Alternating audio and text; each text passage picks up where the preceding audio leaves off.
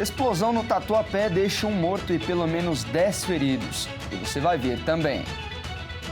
Justiça britânica condena BHP pelo rompimento da barragem de Mariana. E ainda, Brasil e Estados Unidos avançam em acordo provisório para desbloquear relações bilaterais. Essas e outras notícias você acompanha a partir de agora no Redação Hit. Olá, bom dia. Agora são 11 horas e 30 minutos pelo horário de Brasília. Uma ótima sexta-feira a todos que decidiram ficar bem informados em mais uma edição da manhã do Redação Hit. Vamos conferir os destaques desse dia 14 de novembro.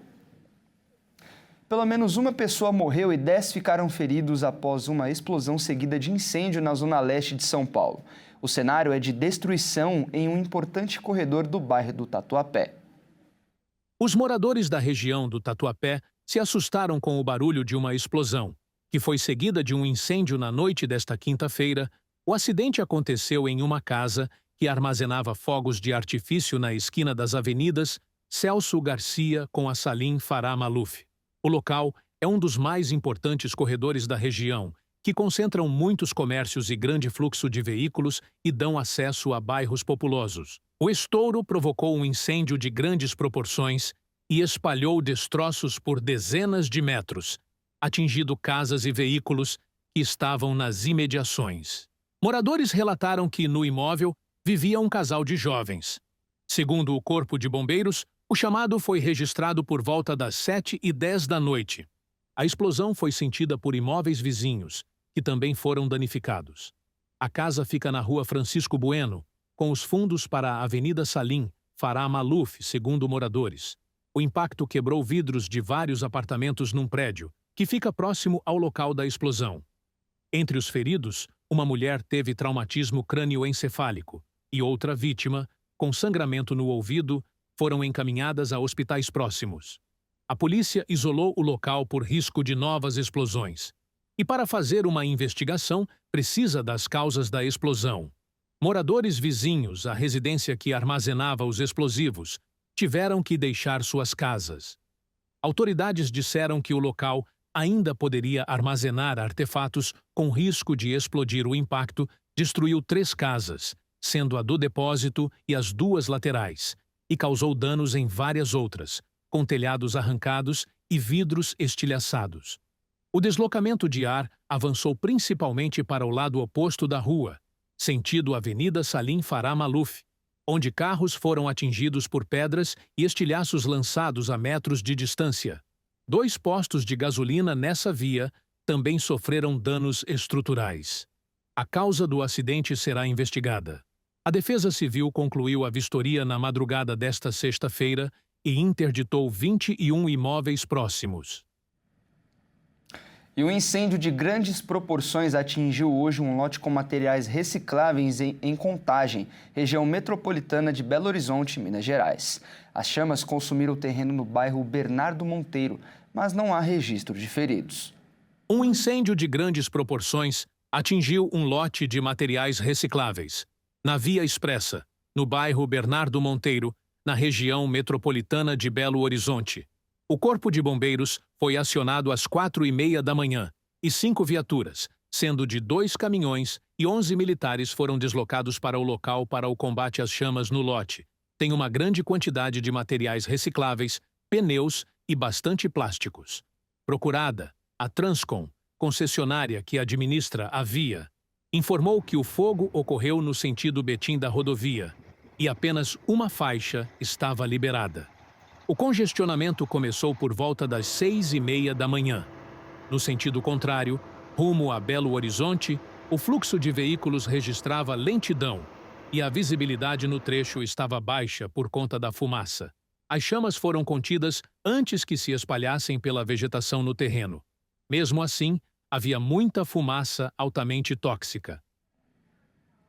Policiais civis e militares do Rio de Janeiro iniciaram hoje mais uma etapa da Operação Contenção contra a expansão do Comando Vermelho por territórios em São João de Meriti, na Baixada Fluminense. Desta vez, equipes tentam cumprir 16 mandados de prisão e 33 de busca e apreensão. Segundo a polícia, a ação é resultado de uma investigação realizada durante 11 meses. A Operação Contenção é uma iniciativa permanente das forças da Delegacia de Repressão a Entorpecentes, da Coordenadoria de Recursos Especiais e do Batalhão de Operações Policiais Especiais no fim de outubro. A mega ofensiva nos complexos do Alemão e da Penha terminou com mais de 120 mortos. E a Justiça Britânica determinou nesta sexta-feira que a BHP, gigante australiana da mineração, é responsável pelo rompimento da barragem de Fundão em 2015, um dos maiores desastres ambientais do Brasil. O tribunal considerou que a BHP é estritamente responsável como poluidora pelos danos causados pelo colapso da barragem de rejeitos da mina de ferro perto de Mariana, em Minas Gerais. A tragédia deixou 19 mortos e contaminou com milhões de toneladas de lama tóxico Rio Doce e afluentes, deixando um rastro de poluição até desaguar no Oceano Atlântico, no estado do Espírito Santo. A decisão da Justiça Britânica abre caminho para bilhões de dólares em indenizações. A questão de perdas e danos para os 620 mil demandantes registrados deverá agora ser objeto de um segundo julgamento, previsto para começar em outubro de 2026. Após as forças de segurança do Brasil terem sido criticadas após dezenas de manifestantes indígenas invadirem o local da COP30, o presidente da primeira Conferência Climática da ONU na Amazônia, André Corrêa do Lago, afirmou que todas as questões levantadas sobre segurança foram totalmente atendidas.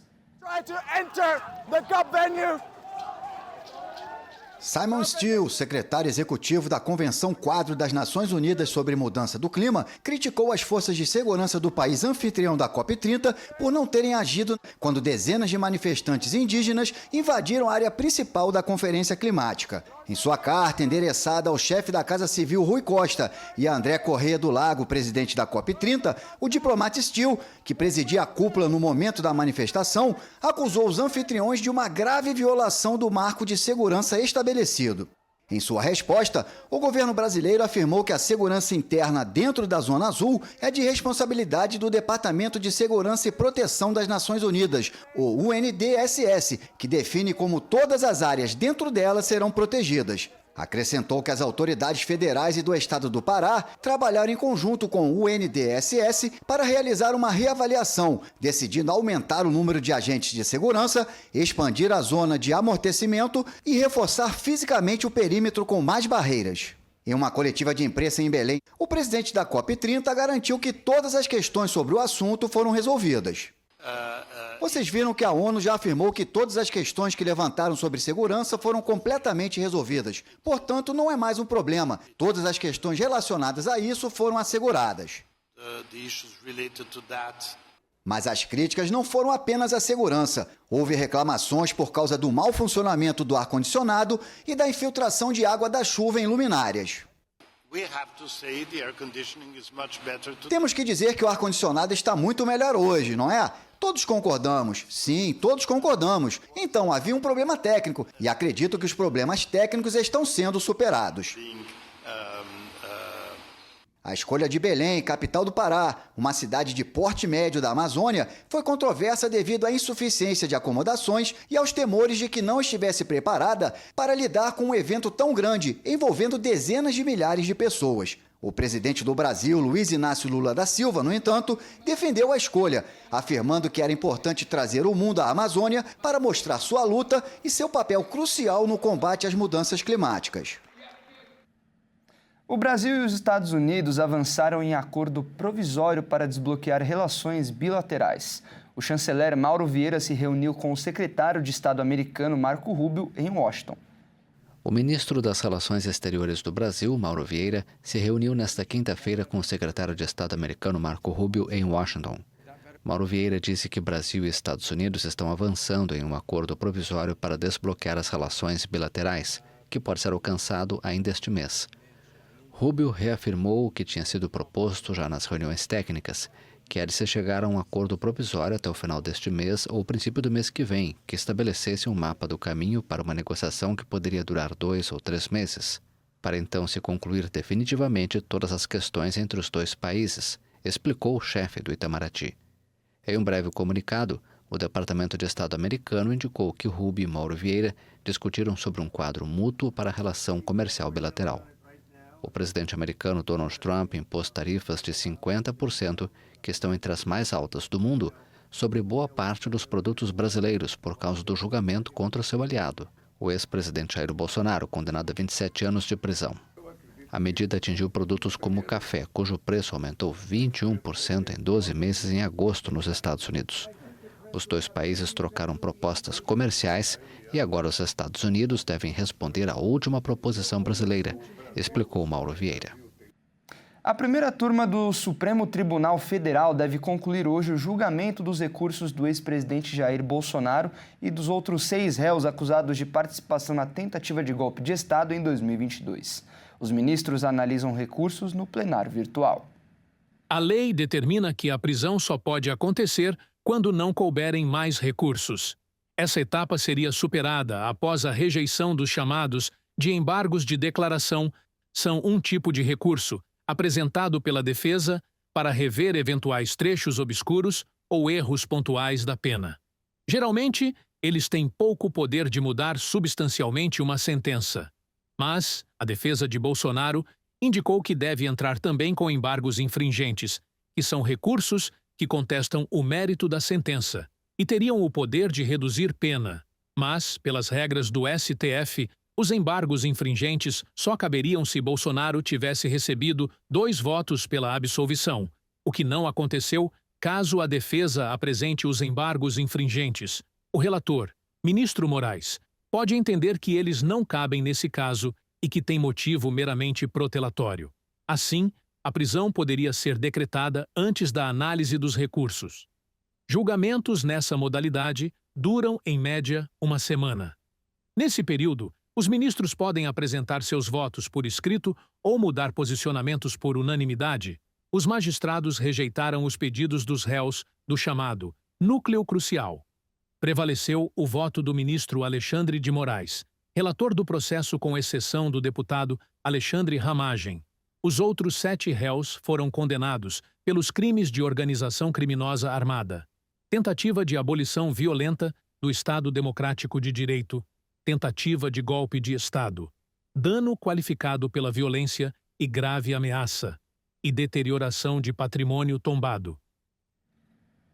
O Supremo Tribunal Federal começa hoje o julgamento da denúncia da PGR contra o deputado federal Eduardo Bolsonaro. O parlamentar é suspeito de influenciar autoridades nos Estados Unidos contra o processo que resultou na condenação do ex-presidente Jair Bolsonaro. A primeira turma do STF analisa se aceita a denúncia da Procuradoria-Geral da República contra Eduardo Bolsonaro. Ele está nos Estados Unidos desde fevereiro e é suspeito do crime de coação no curso do processo da tentativa de golpe. O julgamento no plenário virtual vai até o dia 25 de novembro. E caso o STF aceite a denúncia da PGR, Eduardo se tornará réu e uma ação penal será aberta. Segundo a Procuradoria, o parlamentar buscou sanções contra o próprio país e contra autoridades brasileiras, com o objetivo de interferir no processo da tentativa de golpe e livrar o pai, Jair Bolsonaro, da condenação. Bolsonaro acabou condenado a 27 anos e 3 meses de pena.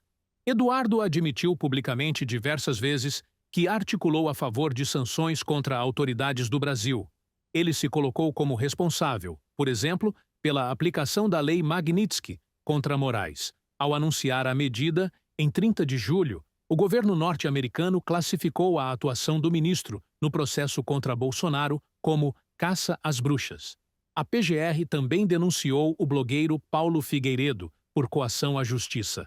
Como o processo foi desmembrado, a denúncia contra ele será analisada em outro momento. E você vai ver a seguir, IBGE divulga números sobre o desemprego no 3º trimestre deste ano. E antes do intervalo, na sua tela, a vista de Cabo Frio, no Rio de Janeiro. Os termômetros marcam 24 graus. O Redação Hit volta em instantes.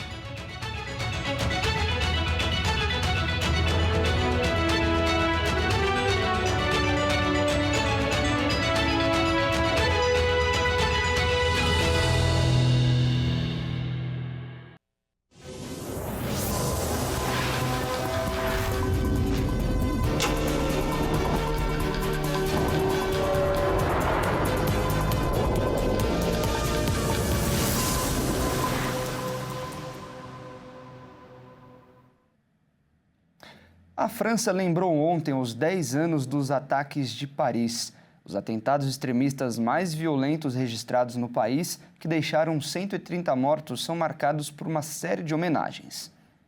A Torre Eiffel se iluminou com as cores da bandeira francesa. O show de luzes foi o primeiro ato para marcar um momento triste, o 10º aniversário dos piores atentados terroristas já realizados em Paris. Os ataques deixaram 130 mortos e feridas que permanecem abertas.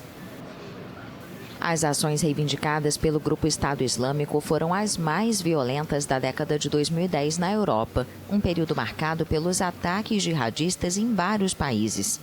Autoridades e cidadãos se reuniram para uma vigília na Praça da República. Velas, flores e cartazes foram levados para homenagear os mortos. C'est très important d'être là ce soir. Depuis 10 ans, nous commémorons tous les ans. É muito importante estarmos aqui esta noite. Nos últimos 10 anos, realizamos uma cerimônia anual em memória das vítimas dos atentados. Visitamos todos os locais onde pessoas foram mortas ou feridas. Apoiamos as duas organizações de apoio às vítimas durante todo esse período. Já se passaram 10 anos, mas parece que foi ontem. Levaremos a memória daquela noite conosco pelo resto de nossas vidas. Como prefeita de Paris, carregarei a marca indelével do que testemunhei naquela noite pelo resto da minha vida.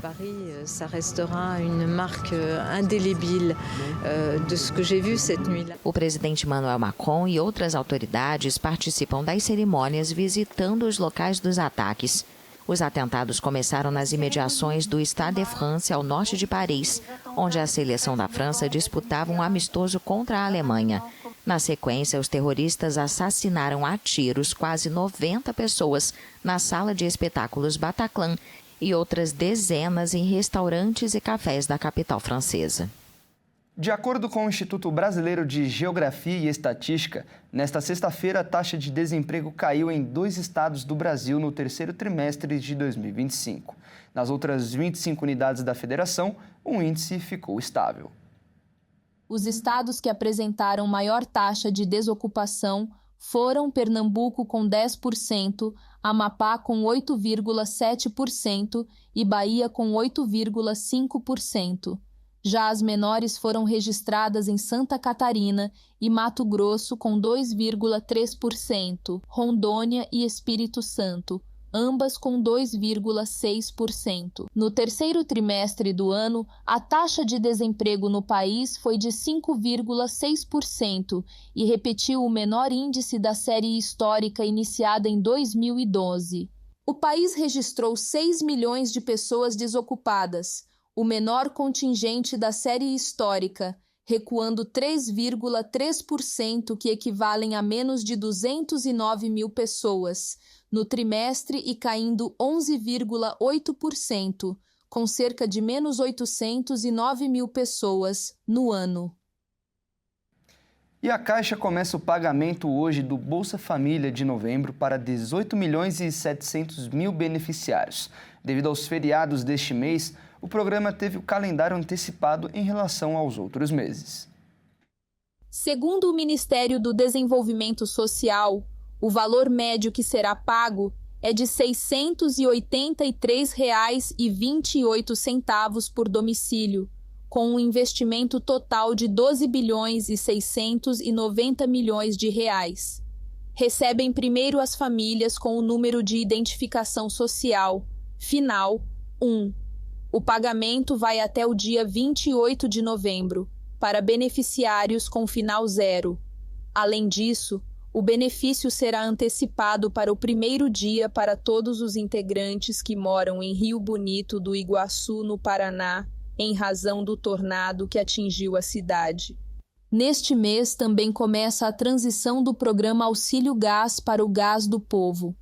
Para receber, o beneficiário deve estar com os dados atualizados no Cadastro Único.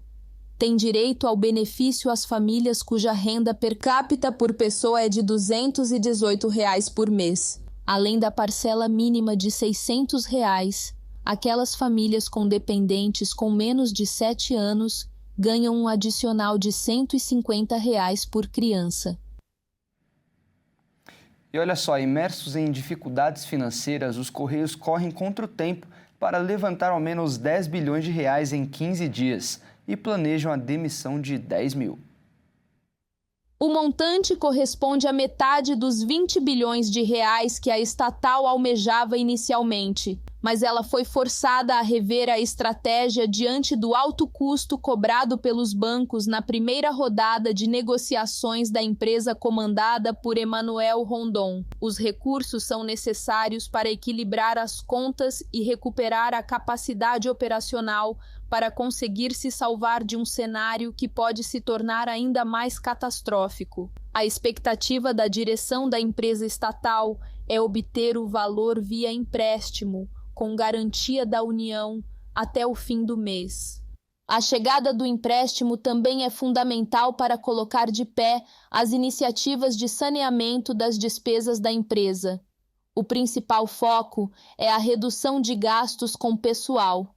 A ideia é propor um programa de demissão voluntária para alcançar 10 mil funcionários e também traz um custo para os Correios. No último PDV, de um público potencial de 8 mil funcionários que manifestou interesse em se desligar da empresa, mas apenas 3.600 o fizeram a adesão. E no Redação Hit de hoje vamos conhecer Cáceres, no Mato Grosso.